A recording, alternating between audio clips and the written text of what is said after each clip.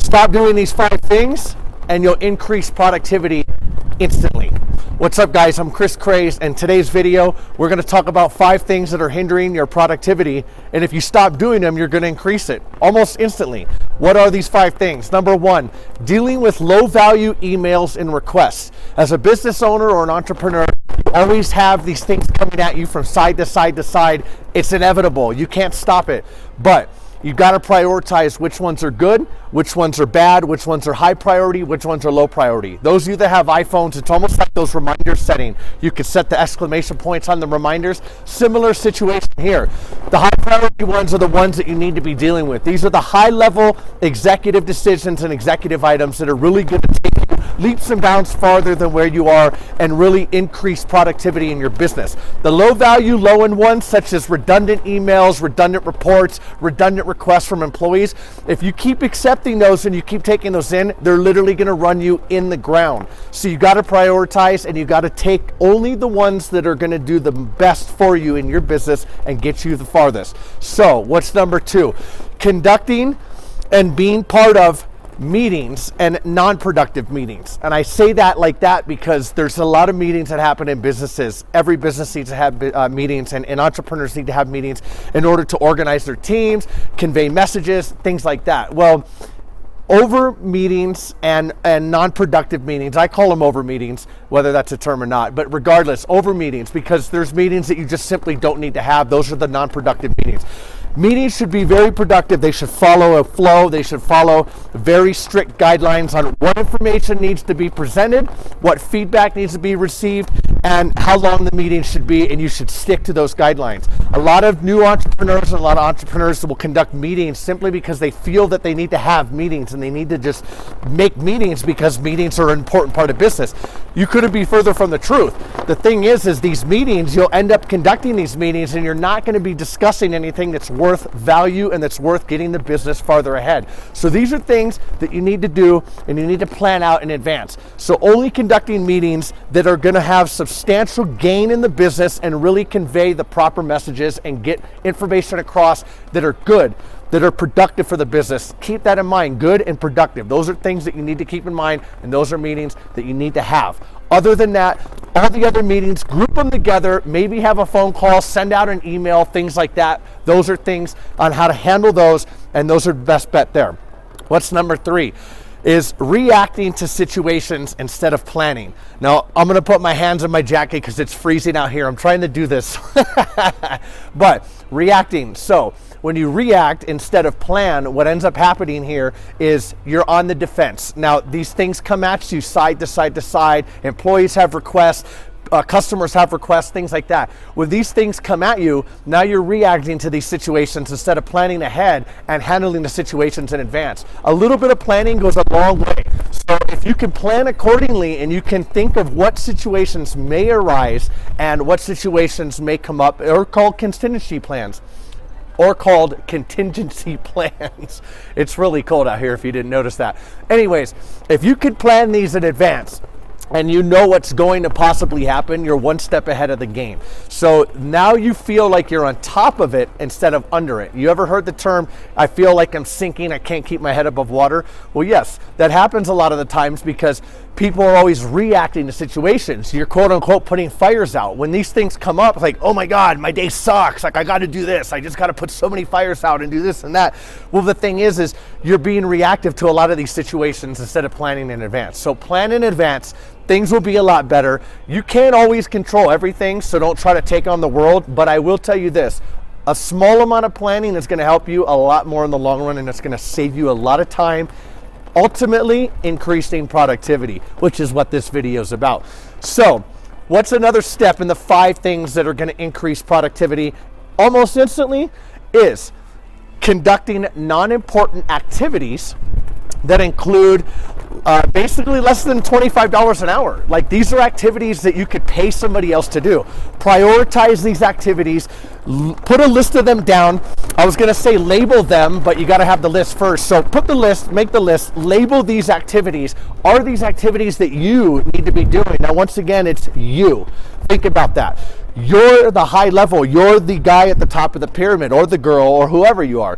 Do you need to be doing these activities? Cleaning the bathroom, sweeping the floors. I mean, these are just redundant things that are obvious, but this goes into certain emails. Do you get a series of emails that you always have the same response to? If the answer is yes, have somebody that's paid less than $25 an hour answer those emails, do the responses.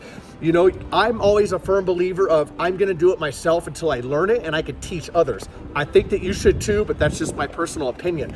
Now, I like doing that because if I can teach somebody the way that I do it, I know the patterns and I know the systems, and now I'm teaching it from somebody, I'm teaching it from a place of me knowing. I'm not just teaching somebody else how to do something by me guessing how it's done or me guessing what the proper solution is. I know the solution, I've done the solution, and now I can implement the solution by teaching others. That's the key.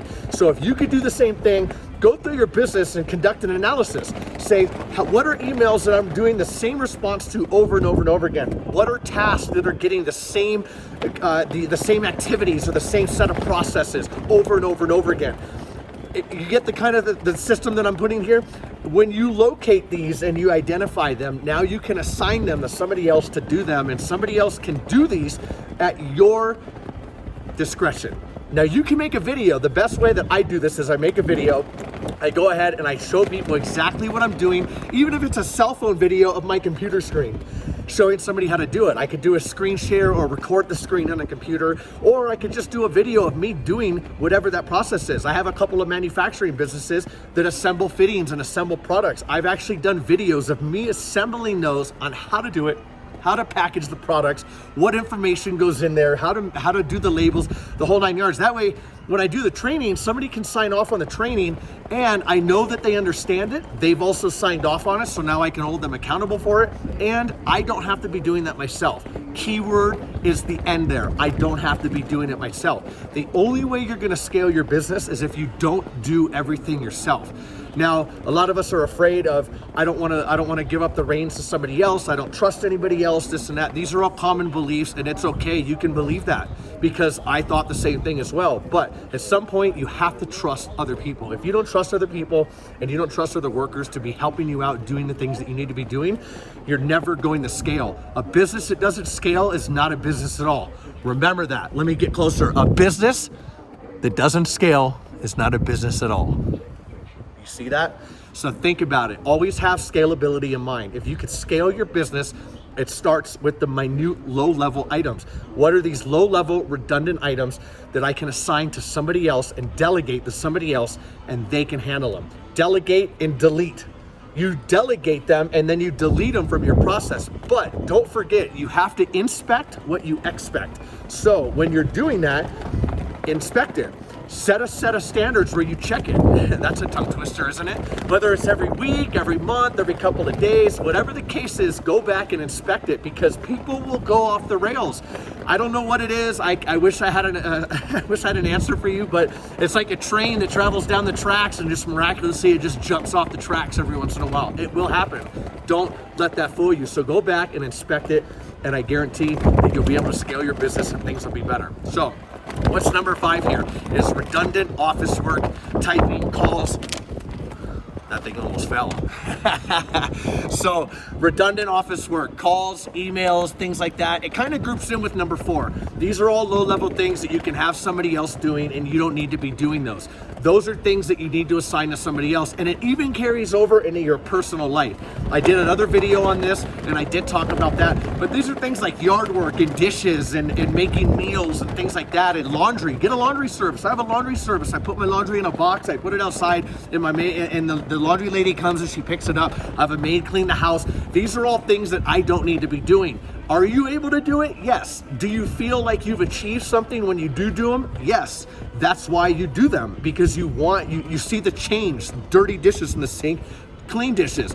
You've made that change. You feel good about yourself, but ultimately it's hurting you more than it's helping you, because it's taking time away from the things that are more important, that are going to get you more freedom and more money in your bank account and further your business further. You get it? So delegate those, make a list, get them off your plate, stop doing them. Let's review them again. What are the 5 things that you could stop doing right now that would increase productivity instantly? Number 1 is dealing with the low-level, low-value emails and requests. Number 2 is conducting and being a part of non-important meetings. Number 3 is reacting to situations instead of planning in advance and looking out for them and possible contingency plans for there. Number 4, conducting non-important activities that are ultimately less than $25 an hour in value. And those are things that we already covered. Again, emails, yard work, dishes, making food, things like that. Making coffee in the office. I mean, yeah, it takes 5 minutes. What's 5 minutes times 5 days times 4 weeks times 52 weeks? You see where I'm going with this? It adds up. Don't let it fool you. And number 5, redundant office work, calls, cleaning, yard work, all that stuff. Some of these were kind of repeats and they kind of go together, but I do want to make a point of it, and there was a reason for having those in here in different numbers, because those are the things that'll hurt you the most. Stop doing them and watch your productivity increase. I'm Kris Krāze. Until next time, I'm getting out of here because it's cold. My hands are in my pocket. Normally my hands are like in the video like this, but I'm out. It's cold. I'm in Mammoth. I'll see you next time. Laters.